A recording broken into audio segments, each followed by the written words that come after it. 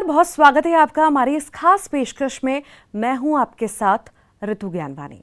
बस्तर अपने प्राकृतिक सौंदर्य के लिए विश्व प्रसिद्ध है, लेकिन इसी बस्तर में त्रेता युग के वो तमाम साक्ष्य मौजूद हैं जो मर्यादा पुरुषोत्तम श्री राम के यहाँ आगमन की आज भी गवाही दे रहे हैं। बस्तर में श्री राम के वनगमन के वो पावन निशान मौजूद हैं, तो जटायु शिला भी मौजूद है। वो जटायु जिन्होंने माता सीता की रावण से रक्षा करते हुए अपने प्राण त्याग दिए थे। सूर्पनखा के सहयोगी खरदूषण के वो चट्टान भी हैं जिसके बारे में कहा जाता है कि राम के आगमन के पहले तक यहाँ वो मदिरा पान किया करते थे। इसीलिए हम कह रहे हैं बस्तर में पग पग राम के निशान हैं।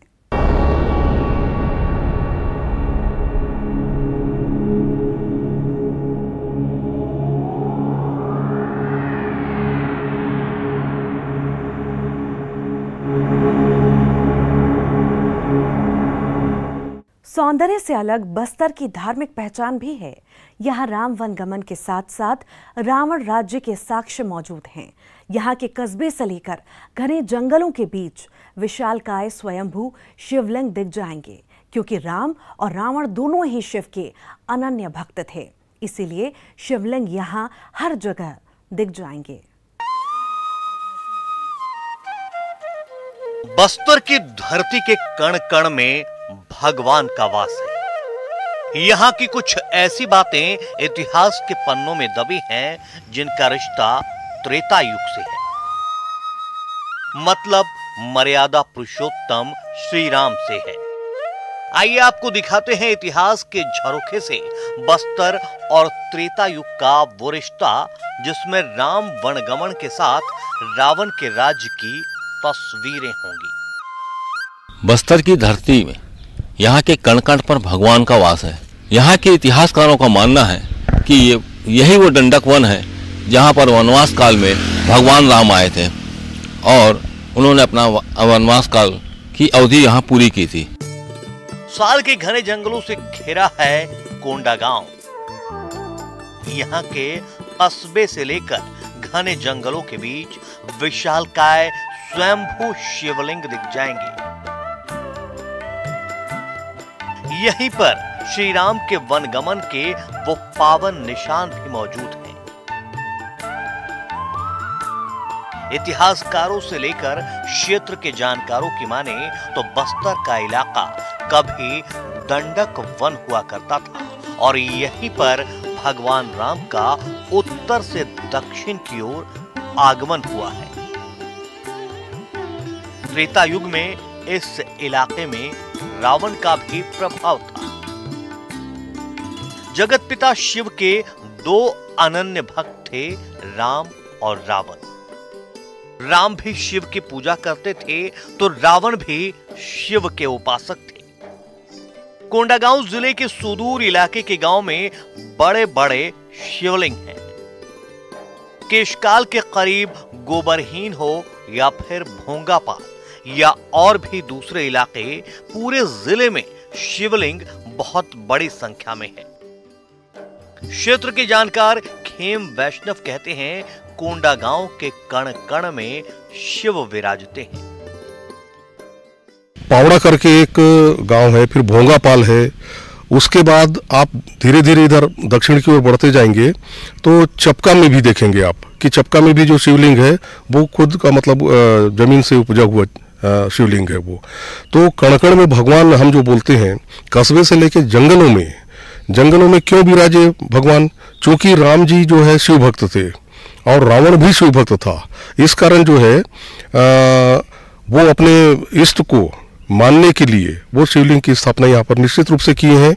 और चूंकि राम जी इधर से होके लंका में जो आक्रमण किए हैं, तो ये जो क्षेत्र रहा है हमारा, जो बस्तर का क्षेत्र रहा है, केशकाल से लेकर यहाँ तक कि उसका प्रामाणिक जो वो मिलता है। इतिहासकार घनश्याम सिंह नाग का कहना है कि शिव के भक्त राम भी थे और रावण भी, पर शोध की आवश्यकता है कि शिवलिंग पत्थर से निकला है या स्थापित किया गया है। हाँ, शिवलिंग तो बहुत सारे स्थापित किए हुए हैं, लेकिन कुछ शिवलिंग यहाँ पर ऐसे मिलते हैं जो स्थापित नहीं है बल्कि प्राकृतिक रूप से पत्थर से निकले हुए लगते हैं। जैसे यहाँ पावड़ा में है, आलोर में है, अपने क्षेत्र में बहुत सारे हैं। वो पहले, अब रावण भी तो शिव भक्त थे और राम भी शिव के परम भक्त हैं, तो पहले रावण भी पूजा करते थे और भगवान राम भी पूजा करते हुए, और बताया भी जाता है कि ये राम का वनगमन पथ है, ऐसा बताया जाता है। तो ये पत्थर से कोई स्थापित किया हुआ नहीं बल्कि पत्थर से निकला हुआ शिवलिंग है, और ये एक और गहन शोध की आवश्यकता है। आगे देखिए पावड़ा के जंगल की वो कहानी जिसमें यह बताया गया है कि बस्तर में रावण की बहन शूर्पणखा का राज्य था और यहाँ खरदूषण रहते थे। विवेक श्रीवास्तव, न्यूज़ 18, कोंडागांव। राम और रावण त्रेता युग की पहचान है, एक सत्य के साथ, दूसरा असत्य के साथ, और इसी त्रेता युग के वो साक्ष्य पावड़ा गांव में मौजूद हैं। इसी गांव में एक टापू पर शिव का मंदिर है और चारों ओर बारदा नदी बहती है।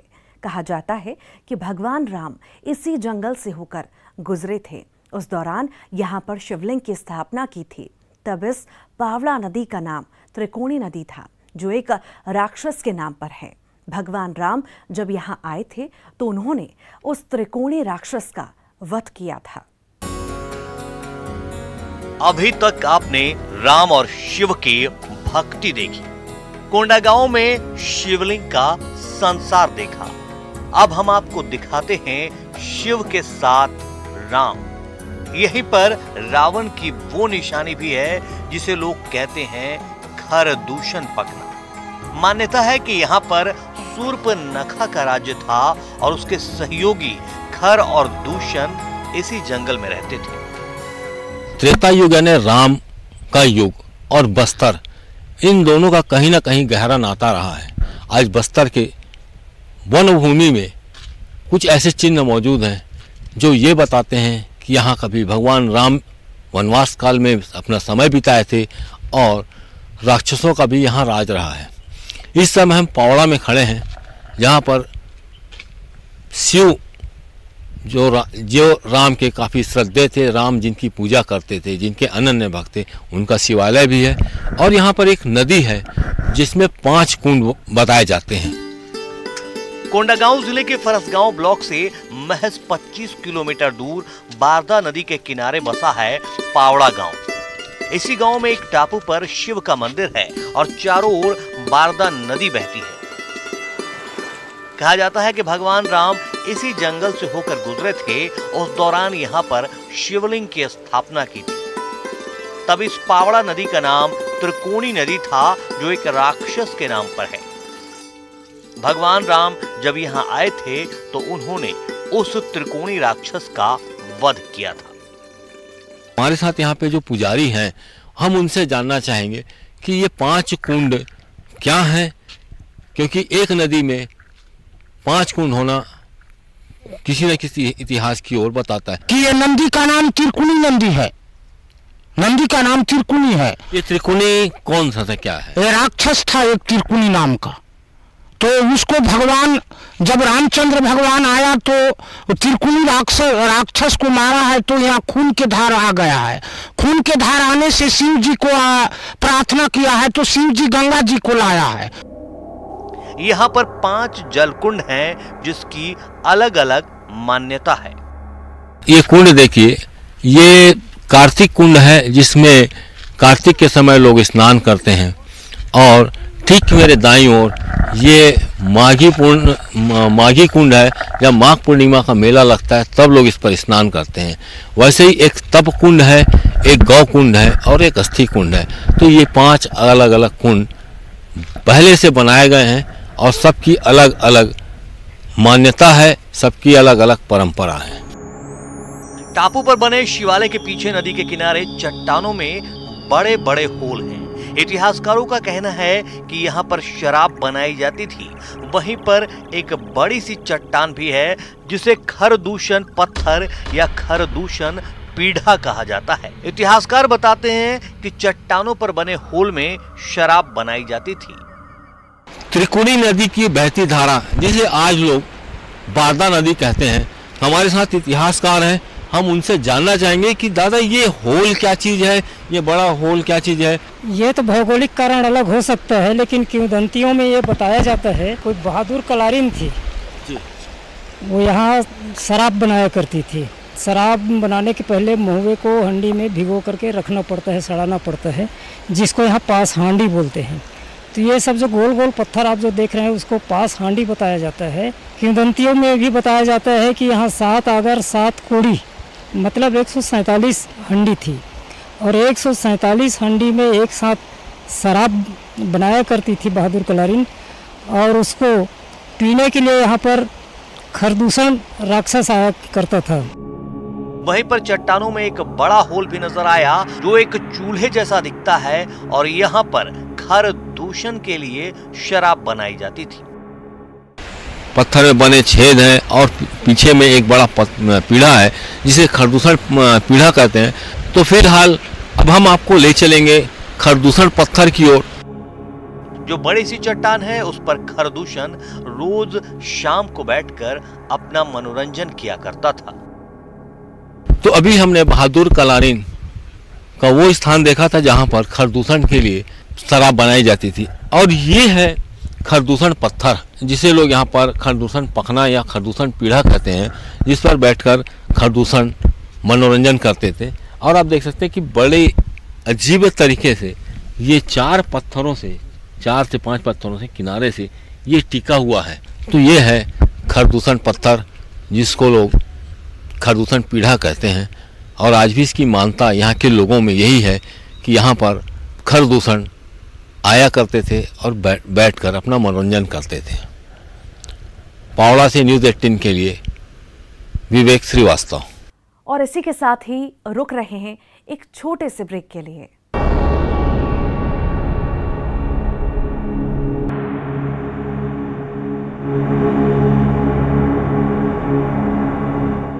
एक बार फिर स्वागत है ब्रेक के बाद। श्री राम कथा की एक अहम किरदार जटायु, रावण से माता सीता की रक्षा करते हुए जटायु ने अपने प्राणों की आहुति दे दी थी। वो जटायु जहां रहते थे आज उस स्थान के आपको दर्शन कराएंगे। पक्षीराज के नाम पर यह जटायु शिला के नाम से प्रसिद्ध है। केशकाल के घने जंगलों को पार कर जब आप फरसगांव पहुंचेंगे तो वहां से करीब 5 किलोमीटर दूर घने जंगलों में एक मंदिर जाने का रास्ता नजर आएगा। जंगलों के बीच से गुजरती पगडंडी आपको सीधा वहां ले जाएगी जहां राम युग में कभी जटायु जी रहे थे। पौराणिक रामायण क्या दंत कथाओं में आज ग्रामीण बताते हैं, ग्रामीणों के हिसाब से ये जो जहाँ चट्टान जहाँ खड़े हैं हम उसके नीचे में गुफा है, कंदरा है, वो पक्षियों के रहने लायक स्थान है। तो कहते हैं कि जटायु यहाँ कुछ दिन ठहरे थे और राम जी से उनकी मुलाकात हुई थी। यहाँ राम के चरण चिन्ह भी हैं और यहाँ जो पत्थर में निशान है उसके आधार पर कहा जाता है कि ये जटायु के कुछ दिन रहने का स्थान है, ऐसा ग्रामीणों द्वारा बताया जाता है। ये जनश्रुति चारों तरफ व्याप्त है कि रामायण काल में वो पक्षीराज जो माता सीता की रक्षा करते हुए अपने प्राण त्याग बैठे, वो इन्हीं जंगलों में विचरण किया करते थे। ये स्थान जटायु शिला के नाम से प्रसिद्ध है। लोग यहाँ उनकी पूजा अर्चना भी करते हैं। ये पर्वत चारों तरफ से घने जंगलों से घिरा हुआ है। पूर्वजों का कहना है यहाँ बड़ा बड़ा गुफा है, क्योंकि जटायु से कल रहने का स्थल है, ऐसा दिखता है अभी के स्थिति में देखने की भी।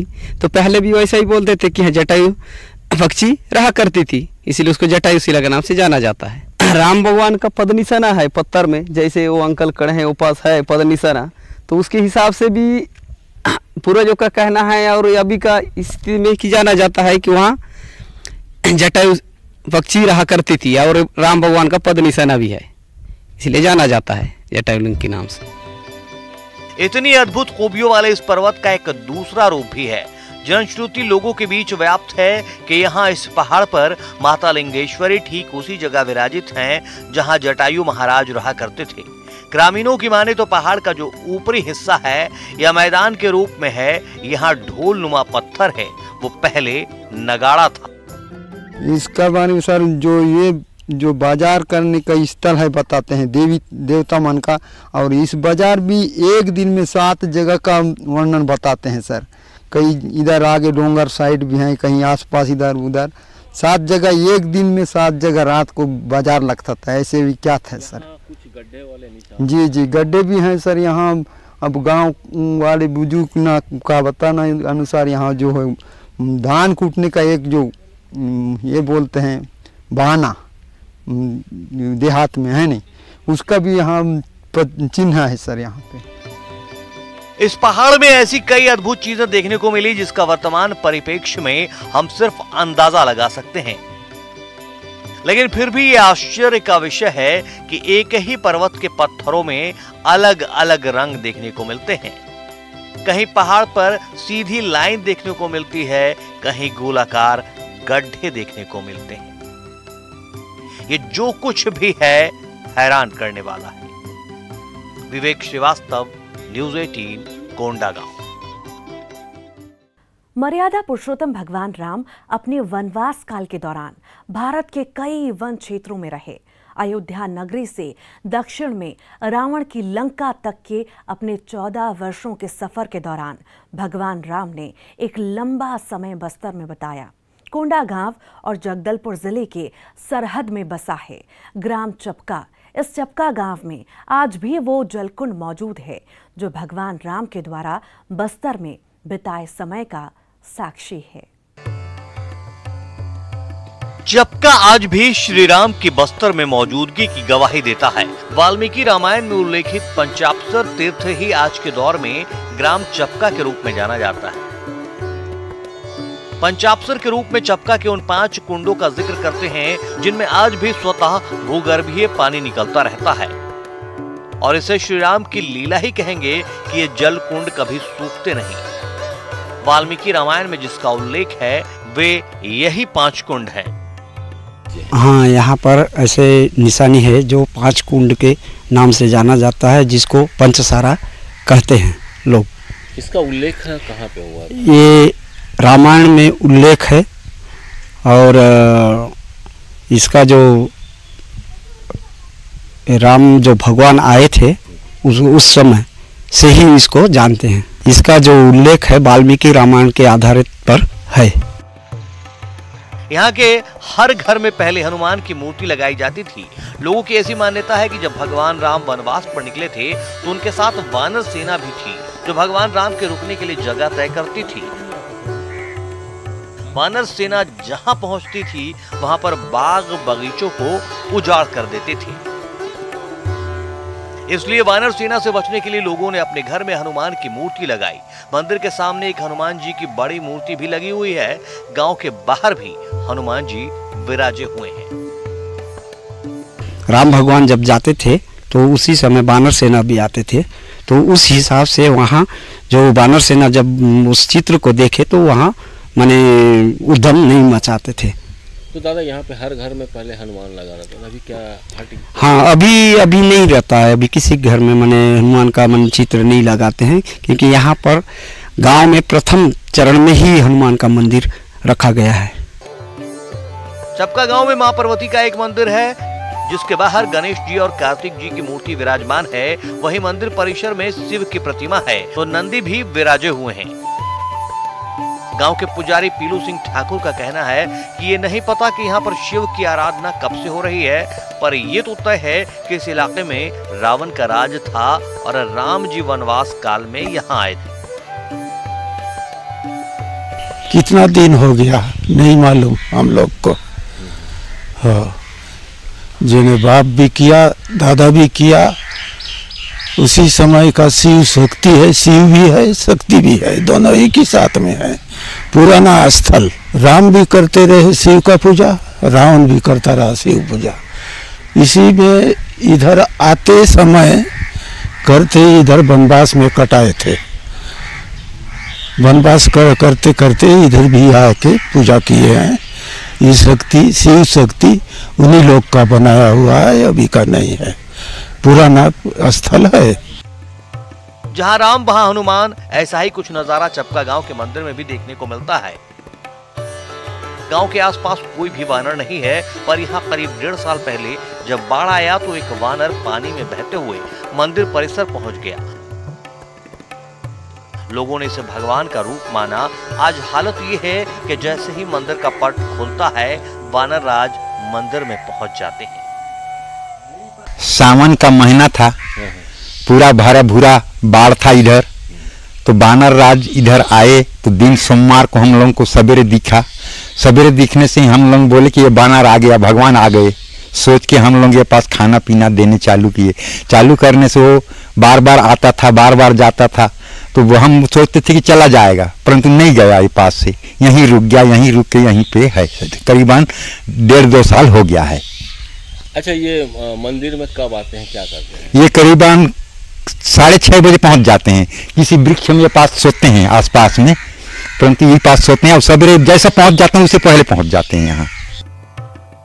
मर्यादा पुरुषोत्तम भगवान राम अपने वनवास काल के दौरान भारत के कई वन क्षेत्रों में रहे।